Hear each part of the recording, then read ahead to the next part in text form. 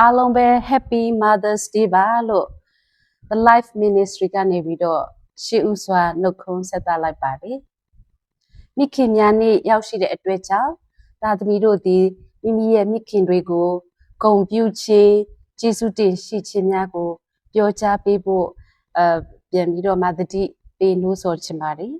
ယေဘူးယအဖြစ်သားသမီးကိုမွေးဖွားတဲ့မိခင်တွေကိုအမျိုးသမီးတွေကိုမိခင်တို့သတ်မှတ်ကြတယ်။သို့တော်ညာလဲတချို့ကသားသမီးတွေကိုကိုယ်တိုင်မမွေးဖွားရတော်ညာလဲပဲသားသမီးတွေကိုမိမိရဲ့သားသမီးအရင်တစ်ဖွဲ့ကြည့်ရှုပြုစုပြောထောင်ပြီးနော်ကျွေးမွေးတယ်စောင့်ရှောက်တယ်ဒီထက်မကသေးဘူးပညာရေးရမှာတော့၎င်းဝိညာဉ်ရေးရမှာတော့၎င်း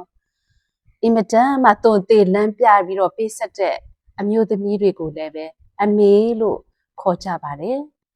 တကယ်တမ်းတော့မိခင်တယောက်ဖြစ်ရချင်းဟာမလွယ်ကူပါဘူးခက်ခဲပါတယ်ဘာဖြစ်လဲလဲဆိုလို့ရှိရင်မိခင်တယောက်ဖြစ်ပြီးဆိုရင် challenge ပေါ့နော်စိန်ခေါ်မှုတွေအများကြီးရှိတယ်ပြီးတဲ့အခါမှာပေးဆက်ရတဲ့အရာတွေအများကြီးရှိတယ်တာဝန်လည်းအင်မတန်မှကြီးမားပါတယ်အဲ့ဒီအထက်ထက်မှတခါတည်းကျမတို့ကမောပန်းမယ်ပင်ပန်းမယ်ဒါတွေလည်းပဲအများကြီးရှိပါတယ်ဒါကြောင့်မလို့ဆရာတယောက်ကဘယ်လိုမျိုးပြောသလဲဆိုလို့ရှိရင်ဖခင်တယောက်ရဲ့တာဝန်လုပ်ငန်းဟာ24နာရီဆိုပြီးမြောက်ပါတယ်တဲ့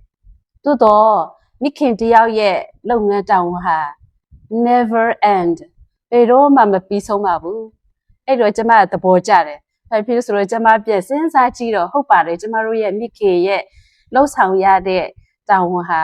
ဥပမာပေါ့ကျမတို့အိမ်မှုရေးရာကိစ္စအဝတ်လျှော်တာနော်ချက်ပြုတ်တာဒီတရက်ဆိုမပြီးပါဘူးနောက်တရက်လုပ်ရမယ်နောက်ဆက်ပြီးတော့တောက်လျှောက်အဲ့ဒါကြောင့်ဒီဆရာရဲ့ပြောတဲ့စကား never end ကျမအရင်သဘောကျတယ်ပေါ့နော်ဒီတို့တွေဖြစ်စေကမူမိခင်တွေရဲ့ဖျားဥထိတ်ထားတဲ့မိခင်တွေရဲ့အသက်တာသူတို့အရေးအသွေးကိုကျမတို့အနေငယ်လေ့လာဆင်ခြင်ရအောင်ပထမတစ်ချက်ကတော့ဘုရားကိုဥထိတ်ထားတဲ့မိခင်ဟာတဲ့မေတ္တာတရားနဲ့ပြီးဝတဲ့သူဖြစ်တယ်တဲ့ကျမတို့ကလေးမွေးလာကြတဲ့အဲ့ဒီကလေးကအသားဖြူသည်ဖြစ်စေအသားမဲသည်ဖြစ်စေချောသည်ဖြစ်စေရုပ်ဆိုးသည်ဖြစ်စေမိခင်တွေကမေတ္တာအပြည့်အဝနဲ့ချစ်ပါတယ်တဖြည်းဖြည်းနဲ့ကြီးလာတဲ့အခါသားသမီးတို့အရွယ်ရောက်လာတဲ့အခါမှာလဲလိမ်မာတဲ့သားသမီးတွေရှိသလိုတချို့သားသမီးတွေကနည်းနည်းဆိုးတာပေါ့နော်ဆိုတဲ့မိုက်မဲတဲ့ကလေးတွေသားသမီးတွေလည်းရှိပါတယ်ဘယ်လိုအခြေအနေမှာပဲရှိဘယ်လိုပဲဖြစ်မိခင်တွေရဲ့မြတ်တာဟာဘယ်တော့မှမလျော့ပါသွားပါဘူးဘယ်တော့မှမကုန်ခန်းသွားပါဘူးသူတို့ရဲ့သားသမီးတွေအပေါ်မှာထားတဲ့မြတ်တာတရားဟာအင်မတန်မှပြေဝပြည့်စုံလျက်နေတာကိုကျမတို့တွေ့ရပါတယ်ကျမကိုယ်တိုင်အိမ်အောင်ပြုပြီးတော့မှသားဦးလေးကိုမွေးဖွားလာတဲ့အခါအဲ့ဒီအချိန်မှာမိခင်တယောက်ရဲ့မြတ်တာကဘလောက်ကြီးမားသလဲဆိုတာကကျမပိုးပြီးတော့မှလက်တွေ့ခံစားရပါတယ်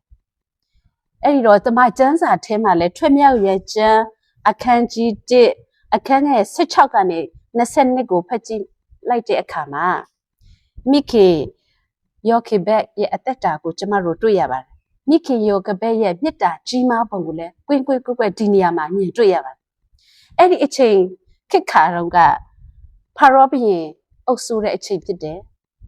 ဒီအချိန်မှာဣသရေလလူမျိုးတွေကတပြေးပြေးနဲ့ကြီးထွားလာတဲ့အင်အားတွေနော်အများကြီးများပွားလာတယ်ပွားများလာတယ်ဒီအပေါ်မှာ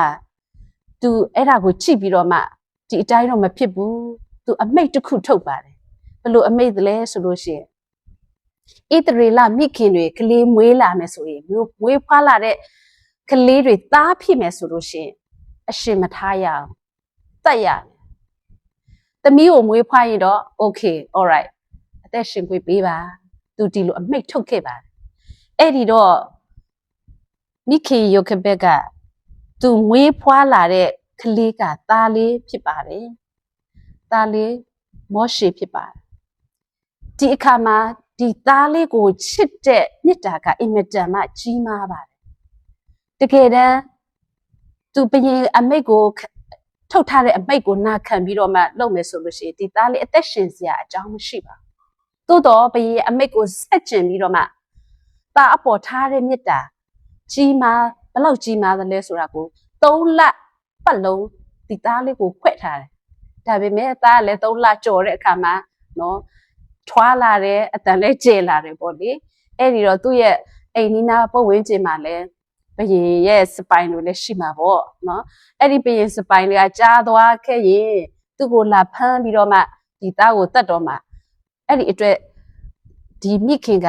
သားဒီသားလေးမောရှိကိုချစ်တဲ့မေတ္တာကြီးမားတဲ့အတွက်ကြောင့်ဒီသားလေးအသက်ရှင်ရေးအတွက်အကောင်းဆုံးစီမံခန့်ခွဲတာကိုတွေ့ရပါတယ်အတူကျုံနဲ့ပြောရမယ်ဆိုလို့ရှိရင်မိခင်ရဲ့မေတ္တာဤသားမောရှိအပေါ်မှာကြီးမားတဲ့အတွက်ကြောင့်ဣသရေလလူမျိုးတွေကိုကြုံပွားကနေကဲထုတ်တဲ့ခေါင်းဆောင်တယောက်အဖြစ်နဲ့မတ်တန်ကျမတို့ကောက်နှုတ်ချက်ချလို့ရပါတယ်မေတ္တာရဲ့ကြီးမားပုံသားလေးသာသူမေတ္တာအပြည့်အဝမထားခဲ့ဘူးဆိုလို့ရှိရင်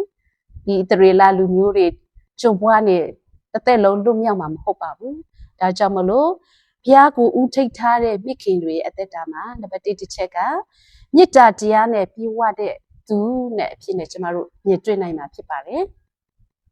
ဒုတိယအနေနဲ့ဘုရားကိုဥထိတ်ထားတဲ့မိခင်တွေအသက်တာမှာဘာကိုတွေ့ရသေးအောင်လဲဆိုလို့ရှိရင်ပေးဆက်ခြင်း၌ပြည့်ဝတဲ့သူဖြစ်တယ်ပေးဆက်ခြင်း၌ပြည့်ဝတဲ့သူဖြစ်တယ်တုတ်တန်ကျမ်းအခန်းကြီး31အခန်းငယ်10ကနေပြီးတော့31ကိုကျမတို့ဖတ်ကြည့်မယ်ဆိုလို့ရှိရင်တီလနဲ့ပြည့်စုံတဲ့မိခင်တယောက်ရဲ့အကြောင်းကိုကွင်းကွင်းကွက်ကွက်ရေးသားပြီးတော့မှမှတ်တမ်းတင်ထားတာကိုကျမတို့တွေ့ရမှာဖြစ်ပါတယ်ဒီမိခင်ဟာဆိုလို့ရှိရင်သူ့ရဲ့ခင်ဘိုးအတွက်အကောင်းဆုံးပေးဆက်တယ်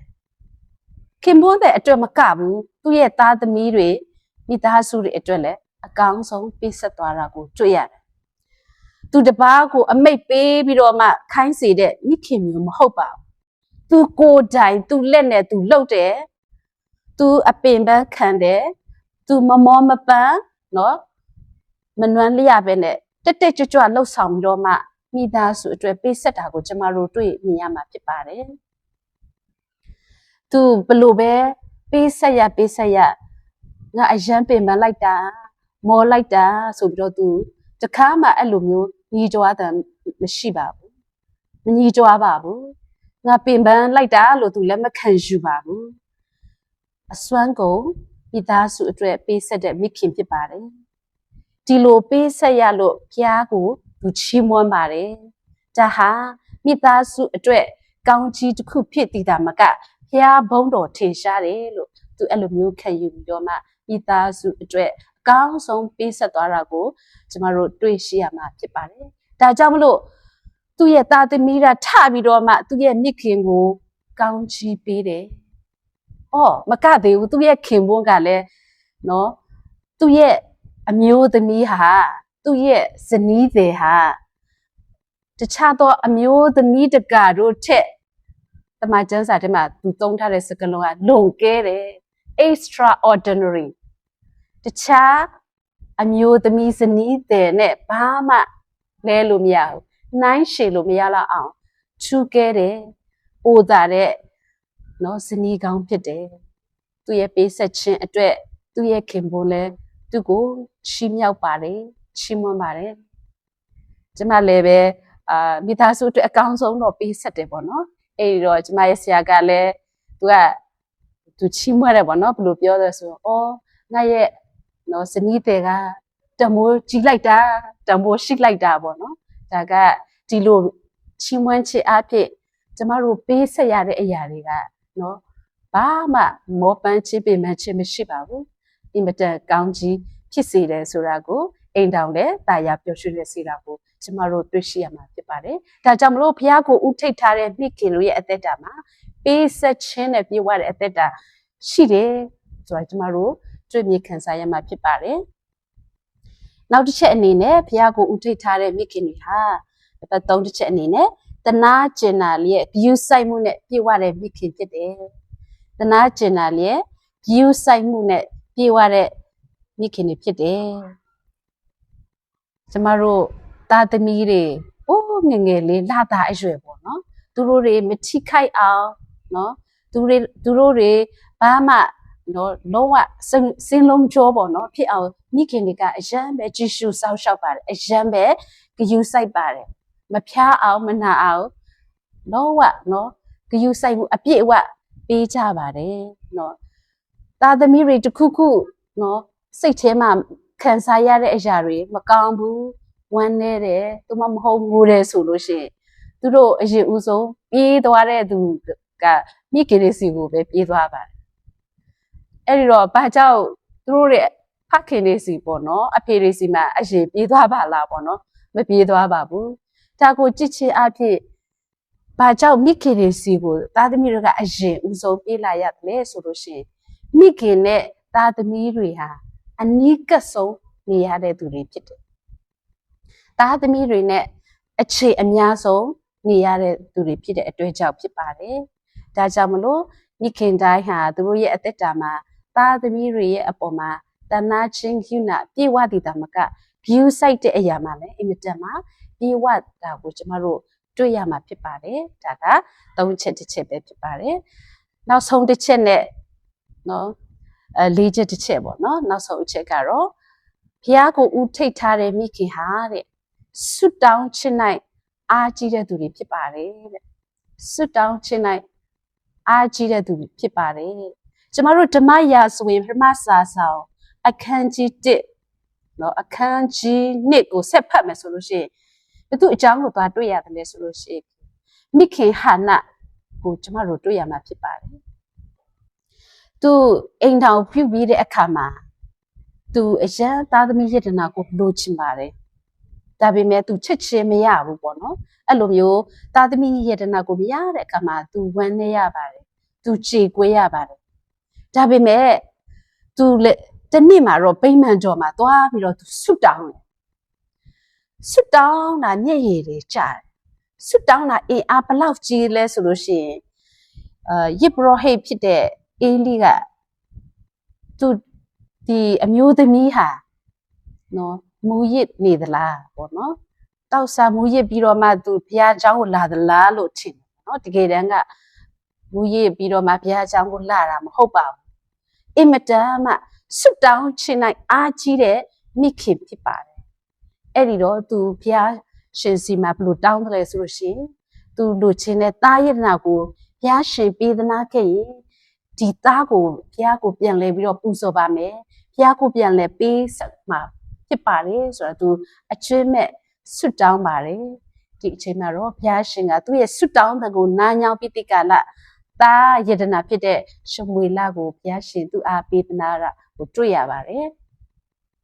ထိုနည်း၎င်းကျမတို့မိခင်ဆူဇန်နာဝက်စ်လီအကြောင်းကိုကျမတို့အားလုံးကြားဘူးမြဖြစ်ပါတယ်မိခင်ဟာဆိုလို့ရှိရင်ဆူဇန်နာဝက်စ်လီမှာသူ့မှာသားသမီးယတနာ10ယောက်ပေါ့နော်10ယောက်ကျန်တယ်ပေါ့နော်တကယ်တမ်းက16ယောက်ရှိတယ်ဒီ9ယောက်ကတော့ဟိုကလေးဘွားကနေဆုံးသွားတာပေါ့လေဒီ10ယောက်သားသမီးကိုသူကောင်းကောင်းမမှုပြုစုပြောထောင်နိုင်တယ်ကျမတို့တော့မှသားသမီး2ယောက်လေးတော့မှမနေပြုစုပြောထောင်ရအဲ့ဒီတော့ဒီသားသမီး10ယောက်ကိုနော်ဘလို့မျိုးနော်ပြုစုပြောထောင်တယ်လေဆိုတော့ကျမတို့လေ့လာတဲ့အခါမှာမိခင်ကဆွတောင်းခြင်းနဲ့အင်အားကြီးတဲ့မိခင်ဖြစ်တဲ့အတွက်ကြောင့်ဖြစ်ပါတယ်သူရဲ့သားသမီးတွေအတွက်တရက်ကိုနော်တစ်နှစ်ကို2နာရီဆွတောင်းပြီးနေ့ရဲ့အစဉ်တိုင်းဆွတောင်းခြင်းမပြတ်မကွက်သားသမီးတို့ကိုထွေးပွေ့ထားတယ်ပတ်ရစ်ထားတယ်ဒါကြောင့်မလို့မိခင်ဆူဇန်နာဝက်စ်လီကဆွတောင်းခြင်းတိုင်းအားကြီးတဲ့မိခင်တယောက်အနေနဲ့ကျမတို့ကမှတ်တမ်းတင်ရပါတယ်ဒါကြောင့်မလို့သူ့ရဲ့သားသမီးထဲမှာမှဂျွန်ဝက်စ်လီနော်ချာဝက်စ်လီဆိုပြီးတော့မှသာသနာပြုပုဂ္ဂိုလ်ကြီးတွေနော်ဆရာကြီးတွေဓမ္မ hymn book နော် hymn တခြင်းတွေကိုရေးတဲ့ဆရာကြီးတွေအနေနဲ့နာမည်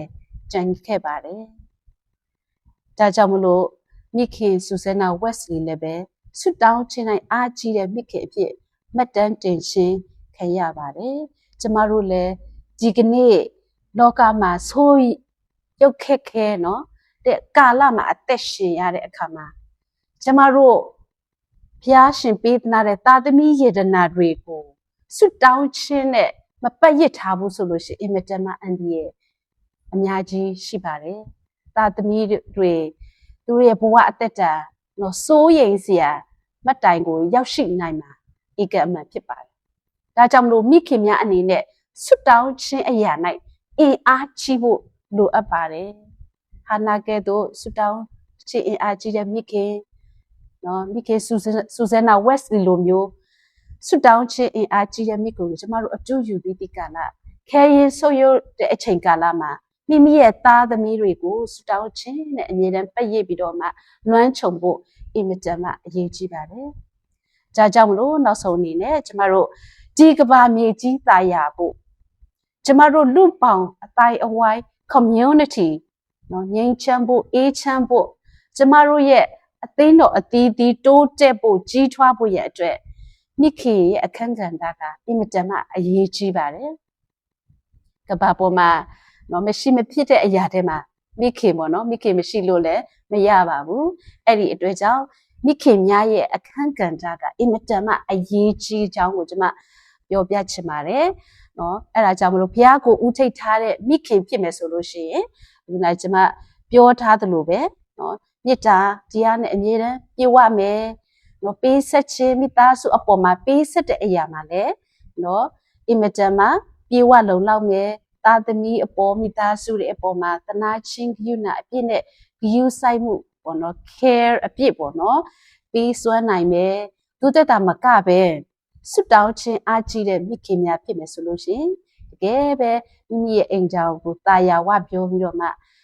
မိမိတို့ရဲ့အသင်းတော်လူပေါင်းအတိုင်းဝိုင်းနဲ့ကဘာနဲ့အဝမ်းကငြိမ်းချမ်းသာရတဲ့ကဘာမြေကြီးဖြစ်မှသိချပါတယ်